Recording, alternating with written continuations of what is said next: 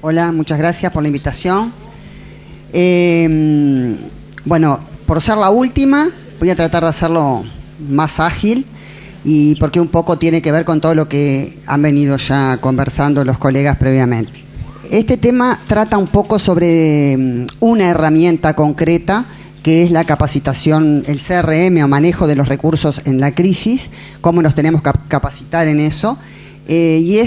Quería presentarles rápidamente muy poquita cosa teórica y después un caso clínico, porque digo, mal o bien, hay muchas actividades de seguridad, se vienen dando en forma permanente, por suerte, con esta concurrencia, por suerte, con pocos médicos y más personal de enfermería, eso no es por suerte, pero bueno, es la regla que hay en todos lados del mundo, el personal de enfermería siempre es mucho más inquieto por estos temas y bueno, ya se irá avanzando para que los médicos se entusiasmen más. Entonces vamos a presentar un caso concreto para ir un poco más a lo práctico, ¿no? De una de las herramientas. Como venían diciendo los colegas previamente, el 70% de los errores, yo voy a hablar en sala de operaciones, corresponden a errores de factores humanos, es decir, no están vinculados ni a la capacidad técnica del personal ni al equipamiento. Son errores propiamente definidos como errores humanos. Estas crisis en sala de operaciones o en el bloque quirúrgico son de alta intensidad, se refiere un poco a que pueden llegar a ser muy graves, pero de muy, muy baja frecuencia.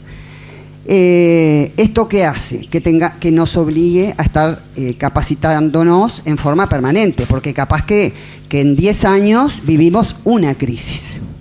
Si no nos paramos desde un lugar que tenemos que estar revisando permanentemente para actuar en forma protocolizada, seguramente cuando nos llegue vamos a hacer más o menos lo que nos acordamos que teníamos que hacer. Las crisis son situaciones complejas, como les decía, de riesgo vital, aparecen sin previo aviso generalmente, tienen múltiples causas, requieren soluciones ya, hay poco tiempo para pensar y procesar la información, y sobre todo es muy difícil mantener la calma, lo que hace que la capacidad cognitiva, digamos, se vea muy alterada en esta situación. Así que otro elemento más para que no nos acordemos de una cantidad de cosas. Esto es bien reciente, del año pasado, de Royal College de anestesistas, en donde vemos, como decía alguno de los que habló antes, que no me acuerdo bien, que la mayoría de los eventos nos muestran no son los graves. Como decía Diego, la gran mayoría son eventos a la izquierda sin daño. Después tenemos con bajo daño, moderado daño, severo y muerte. Esto es un poco para mostrar, estos son datos de 2-3 meses del año pasado. Es decir, los graves son lo que más nos... Es decir, no son los graves, son los que te pueden llevar a la muerte de un paciente o evento centinela y por tanto que más te preocupan. Pero desde el punto de vista educativo y de capacitación nos interesan mucho más o igual los que no llevan daño, porque esos son los que nos permiten trabajar en la prevención. Este video no lo voy a pasar, pero era por razones de tiempo, pero era un pedacito que les mostraba lo que es en capacitación, lo que es un paro, un evento crítico en sala de operaciones, o en piso, o en la emergencia. Generalmente, un poco desorganizado, ahí cada cual hace lo que puede, no se siguen protocolos, y bueno, son eventos poco frecuentes que, como les decía, años pasan y no nos acordamos bien, y bueno, todo el mundo pone la mayor voluntad, pero está demostrado que eso no es suficiente. Vamos a seguir. Acá vemos un trabajo muy interesante que muestra que lo que realmente va a incidir en el resultado va a ser la capacidad de rescate. En negro ustedes tienen los malos, bueno, es una definición con determinados parámetros para hacer este trabajo que fue multicéntrico. Malos hospitales en negro, en blanco hospitales de más calidad, digamos, ¿no? Y ustedes ven que la incidencia de complicaciones no es muy diferente, y sin embargo a la izquierda ven la mortalidad y la mortalidad sí es diferente. Entonces, si vemos la falla de rescate, las columnas de la derecha, vemos entonces que sí también es diferente entre un buen hospital y un mal hospital. ¿Y cómo incide en la mortalidad? Es decir, las complicaciones no varían tanto entre los diferentes tipos de hospitales, pero la mortalidad y el índice de sobrevivir está vinculado a la capacidad que tengamos de rescatar. ¿Cómo vamos a trabajar en esos momentos de crisis que pueden llevar a la muerte del paciente? El CRM, que es esta herramienta que yo les voy a mostrar, ya la presentaron el año pasado, acá mismo, la doctora Beatriz Noya, los 15 puntos, que eran cómo tenemos que actuar en forma sistematizada y entrenarnos en la crisis. Esto, descrito en la aviación, fue llevado a la medicina por ese señor que está ahí, David Gaba, que hizo una adaptación, es decir, la base está, como dice ahí, que el proceso en la toma de decisiones y la conducta es exactamente la misma en un piloto de aviación cuando se le viene la crisis que en una sala de operaciones cuando tenemos una crisis. Es decir, el mecanismo implícito es el mismo. Por tanto, ¿por qué no aprender de los de la izquierda que están mucho más avanzados que nosotros en este tema, ¿no? Entonces tenemos el CRM, como dice ahí, hay que manejar este recurso. Son 15 puntos, los que están en la derecha. Y se hacen en base a simulación, básicamente, nos vamos entrenando para poder responder a una crisis en forma sistematizada. Como dice ahí, las crisis no tienen una solución única y universal, pero sí una metodología para abordarlas. No es todo el mundo pone la máxima voluntad, hay una forma de hacerlo. Y eso es lo que hay que entrenarse cada tanto tiempo, hacer talleres, simulación. No tiene por qué ser simulación de alta fidelidad, no tenemos que tener los mejores muñecos ni la mayor tecnología. Esto también se hace en los talleres de los cursos de seguridad, como mostró Diego, con simulación de mediana fidelidad, con videos se aprende, y discusión en base a eso. No tenemos que tener, bueno, si tenemos la mega tecnología para hacer alta fidelidad mejor, pero no es imprescindible. Entonces les presento el caso. Este es el caso, un caso clínico sencillo, una cirugía de tórax en donde se presentó una crisis y que me pareció muy interesante porque algunos de los que estábamos ahí habíamos tenido talleres de capacitación. Bueno, estaba yo, que lo hice en España con Diego y con la doctora Noya, otros colegas que lo habían hecho en Chile. Este año lo pueden hacer en Uruguay, eso es lo importante. Y bueno, videomediastinoscopía en un paciente de 74 años masculino. En el posoperatorio inmediato más o menos, fue como, no fue tan inmediato. Taquicardia, hipotensión, síndrome neurovegetativo, disnea. En la placa de tórax, opacidad en base derecha. Planteos, tromboembolismo, edema cardiogénico, sangrado postquirúrgico. En la tomografía, en base de mi tórax derecho hay un coaguloma que no parecía muy grande, no había elementos muy evidentes de sangrado activo. Y la situación clínica del paciente era estable. Se coordina para llevarlo a bloque quirúrgico al otro día, el paciente llega absolutamente estable, pero había que explorarlo. Durante el pasaje de cama fue como que otro paciente. Rápidamente, agravación, disnea intensa, dolor precordial, me duele el pecho, taquicardia, hipotensión 60, 50 de máxima, desasosiego y sensación de muerte inminente. El señor pasó de cama y estaba sentado en la cama de la sala de operaciones. No lográbamos ni acostarlo. Estaba, me duele el pecho. Se comienzan las medidas de sostén. Bueno, lo que viene ahora es un poco el diario del lunes, ¿no? Se realiza la anestesia, toracotomía de emergencia, pero en realidad hubo un preámbulo a todo esto. No fue inmediatamente, porque en principio no podíamos ni acostarlo para dormirlo, ¿no? Realmente nos dio esa sensación de que no sabíamos, bueno, ¿qué de todo esto nos está pasando? Lo único que sabíamos, bueno, sí, se había operado. Bueno, nos tomamos el tiempo de conversar sobre el paciente, ya lo veníamos haciendo porque somos un equipo estable de trabajo de cirugía de tórax. Y bueno, finalmente se durmió, toracotomía de emergencia, no se lo cambió de posición, se evacuó un hemotórax a presión, revirtiendo el cuadro instantáneamente. Realmente, la primera impresión de todo fue este señor se murió, ¿no? Por eso es interesante esto, porque esto es como andar en bicicleta. Te entrenás de una manera, actuás de esa manera, pero no tenés que pensar tanto. Si es por lo que yo pensé que el señor se había muerto. Digo, que se moría en ese momento, todos pensamos. Pero gracias a que pudimos actuar en forma sistemática, todo el equipo, porque todos nos conocemos y trabajamos siempre los mismos en este tipo de cirugía, fue que el paciente salió, no les voy a decir hablando, pero casi hablando de la sala de operaciones. Digo, por eso me parece interesante mostrarlo. Porque fue el resultado de un trabajo en equipo que estaba entrenado en el manejo de recursos de crisis. Buena evolución posoperatoria con alta de ZI a las 48 horas. Entonces, a la izquierda les voy a mostrar cómo actuamos y a la derecha cómo puede haber sido si no tuviéramos este entrenamiento.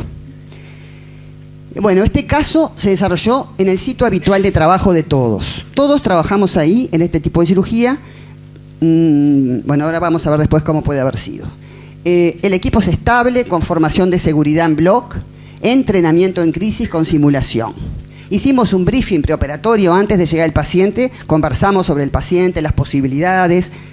Era responsabilidad de este cuadro el coágulo que tenía, no era, tenía antecedentes cardiovasculares, no era tan claro el tema, ¿no? Hubieron claramente dos periodos. La etapa 1 llegó a bloc desde el CTI, relativamente estable, y rápidamente se agravó cuando se cambió de cama. ¿Qué hicimos? Nos anticipamos. El manejo de una crisis empieza antes de la crisis. Eso es grave, lo que le llaman el briefing. Siempre hablás del paciente con el equipo, qué fue la operación de ayer, qué puede ser esto, es un coaguloma, es un sangrado activo, es un TEP, hubo un briefing en el equipo previo a realizar la anestesia de este paciente. ¿Cómo pudo haber sido esta misma situación? Bueno, en algunos lugares pasa que no es tu lugar habitual de trabajo, no está departamentalizado el sistema de trabajo de los anestesistas, entonces viene un anestesista que puede o no puede tener capacitaciones en anestesia de tórax, es un ámbito que no todo el mundo hace todos los días, ¿no? Como tantas otras, como puede ser la pediátrica, cirugía cardíaca, requiere cierto entrenamiento y continuidad en el trabajo. Entonces, puede ser que haya venido un anestesista, que no sea su sitio habitual de trabajo.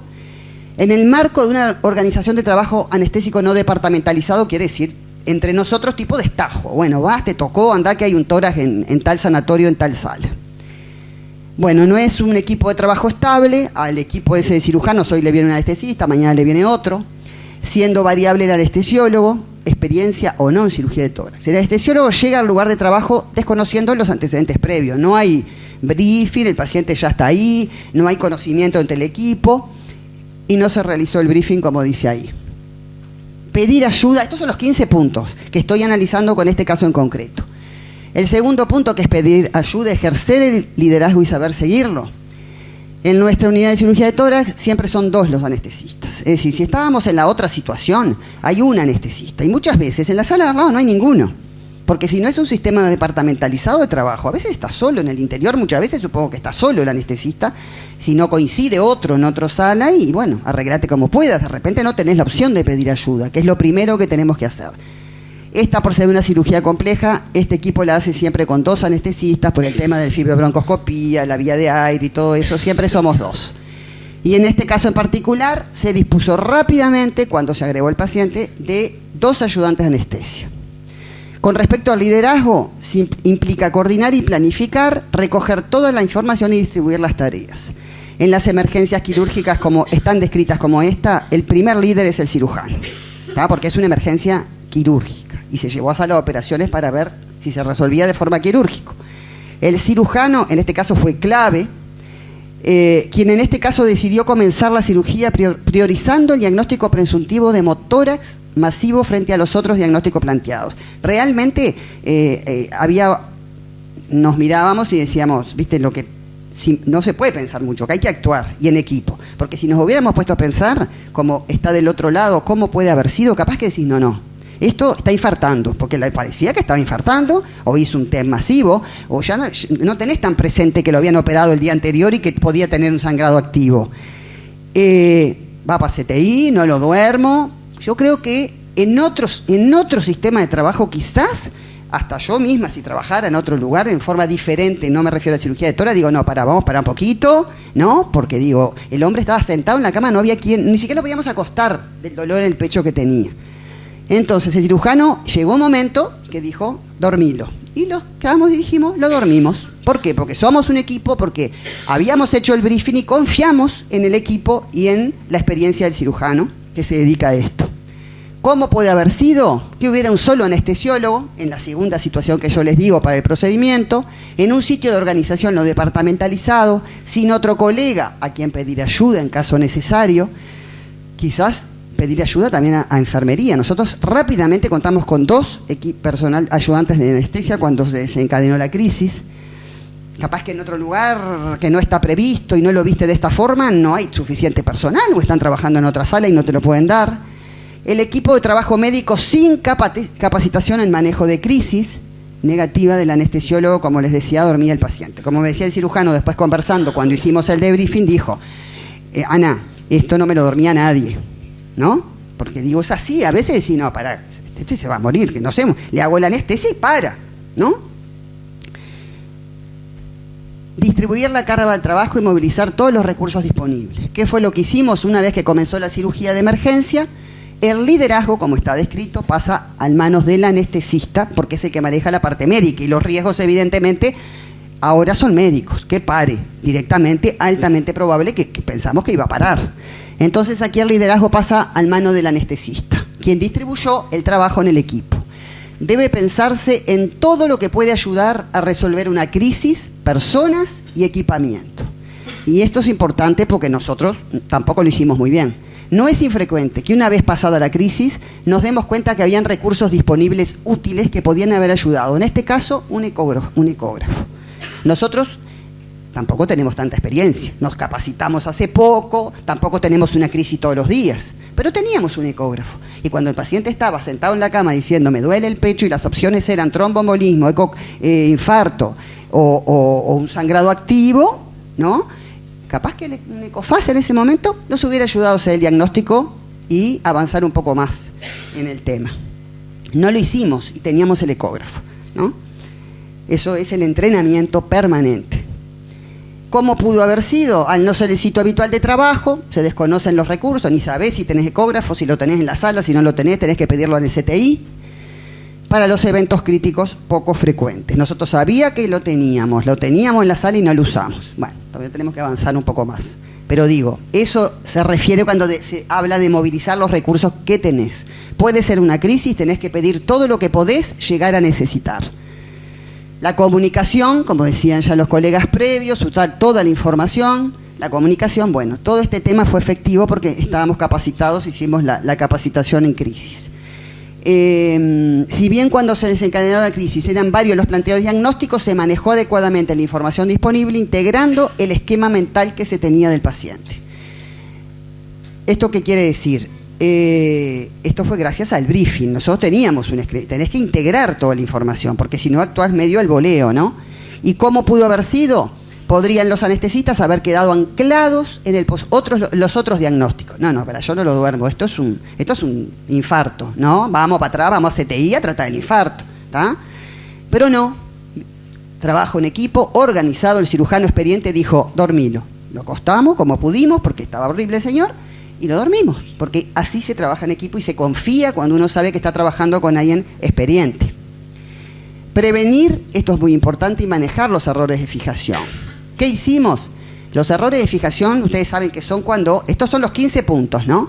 Cuando vos estás en algo, te centrás, y si no viene alguien de afuera y te dice, te queda, yo que sé, infarto, y yo me quedé con el infarto y no lo duermo, vamos para CTI de vuelta. Eso es un error de fijación.